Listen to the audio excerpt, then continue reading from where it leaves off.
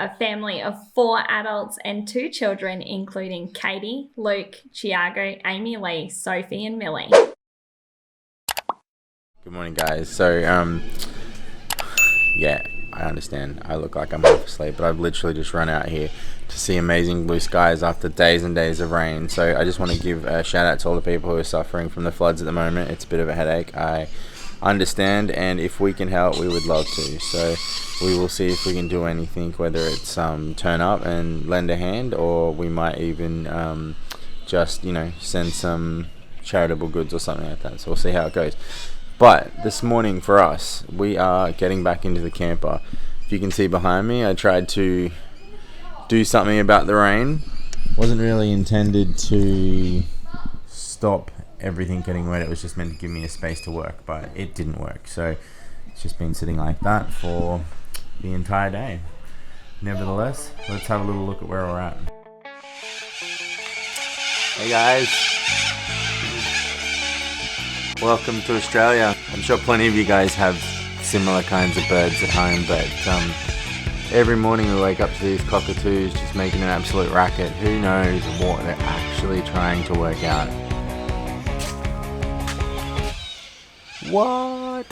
So, I did my little intro. Maybe it wasn't as enthused as it could be, but I am flat this morning. I have spent tons of hours trying to figure out this solar system, and I know that quite a few of you guys are, I don't know, watching me do it and just figuring that it's probably easier to pay someone. But you know what, we actually I don't know, we wanted a challenge. We've got a challenge this morning.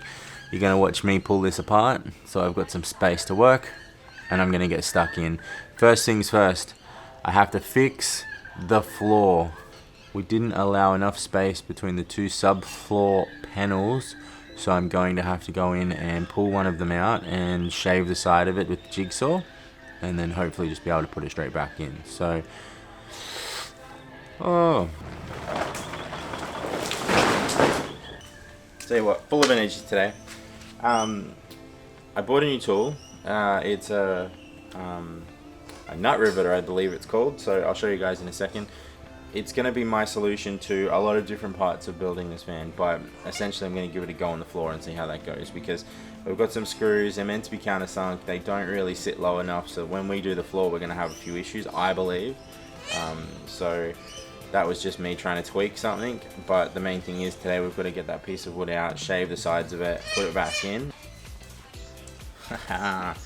So I tried to explain. I've bought a new tool. It's called a nut riveter. So basically it has a tool in here that pop rivets threads into things. So I'm pretty excited to see how it plays out for us. I think it's going to be useful in a few places.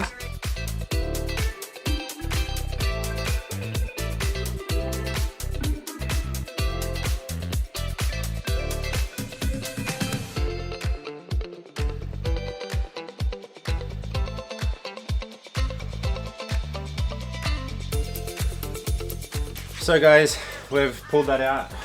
The reason it has actually expanded, well, it's moisture, but the ply itself, I'll show you a closer up view of it, is not even quality. So we're going to see if we can get a refund on that. Worst thing is, it's the piece that has been cut every which way possible. So we're going to have to try to map that out and recut it, which is a bit of fun. But once we do that and we use my new tool that I showed you guys, we will be off and running. So clearly we can't work with that. There was an ongoing conversation between the family here, like me, Katie, Amy Lee, and Thiago, about whether or not we had to get a particular kind of plyboard to avoid water damage. But I personally don't believe that that's what we were expecting. So here's hoping we can just get this replaced, but we've already processed it, so it's a little bit of a stress. Apparently I'm not allowed to go to Bunnings anymore. Every time I go I buy something.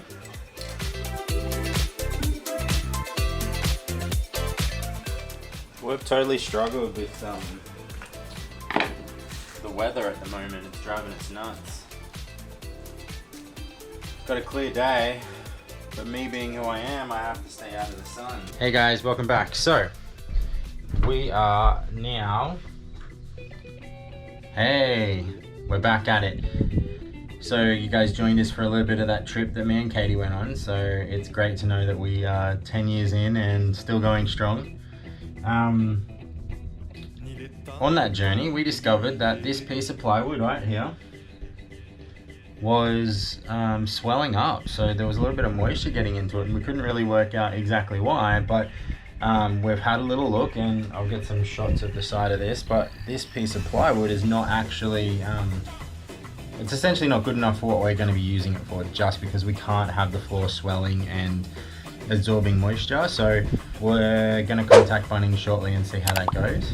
Basically, when I saw it swelling, I was going to take ownership over it as being a mistake, an amateur mistake, but I mean, it turned out that it was the wood.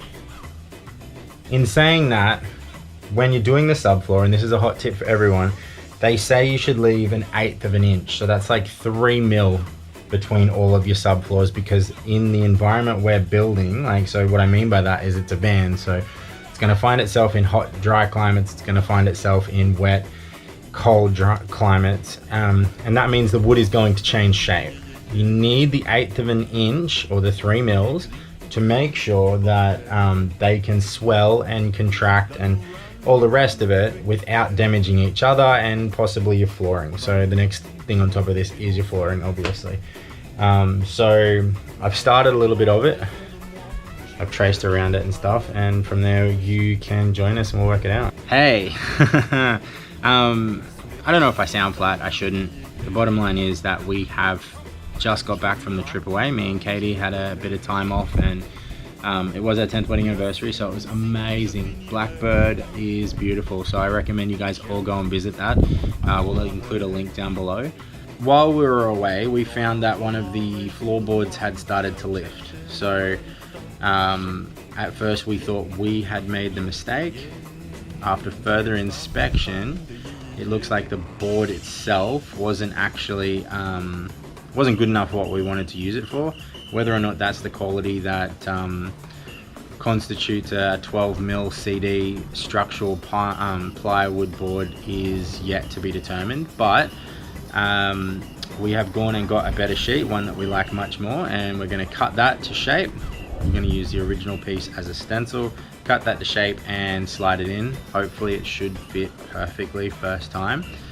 I do want to just add that although I am claiming the wood itself wasn't what we required, I am unsure if we had allowed the 1/8 of an inch or 3 mil tolerance maybe around the edge of our cutting, that we might have had a situation where it wouldn't have been a problem.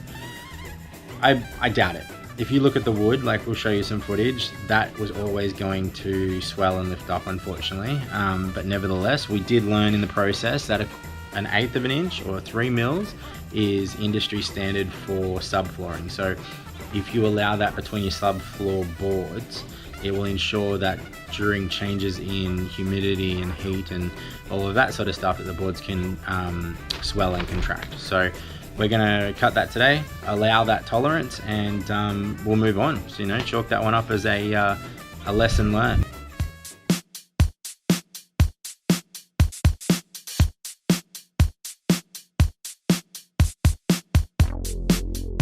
Okay, so I probably didn't explain this very well, but I'm just going around to touch up some of the rust spots that I might have missed. But the thing that's had me maybe up at night, or at least, you know, just been on my mind, is that there are a few little bare metal spaces that I'm a little bit concerned about. So I'm going to seal it with this rust converter, and then we'll just keep moving on. So give me a little while and I'll get that done.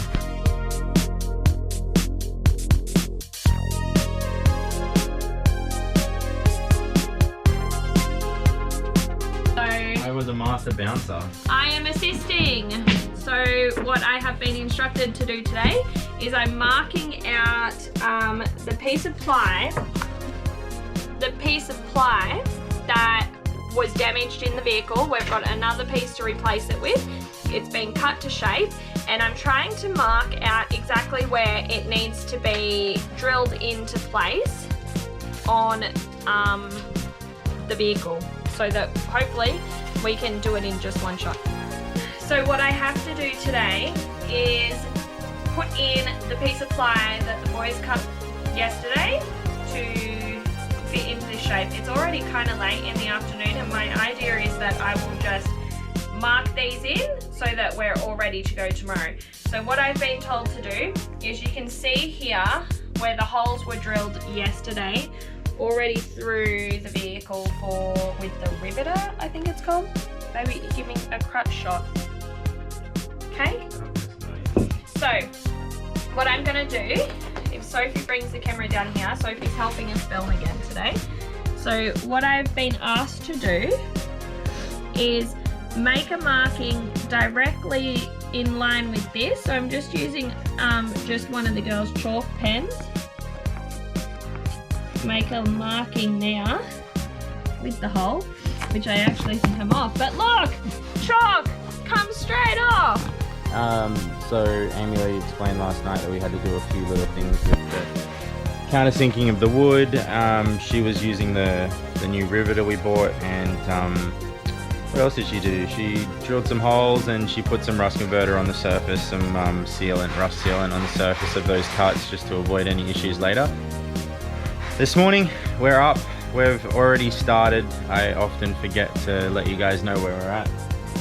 We've drilled a few more holes, inserted a couple of more of those nut certs, and now we're going to see if we can create some new holes for the new board and do the same kind of thing again. So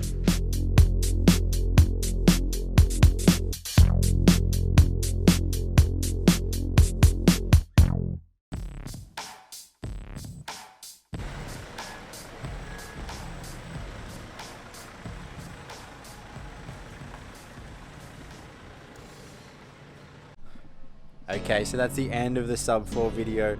From here, what we do is we actually do an addition to the subfloor, because we had our seat installed, and we do the framing. So that's the next step. Thanks for joining us this far.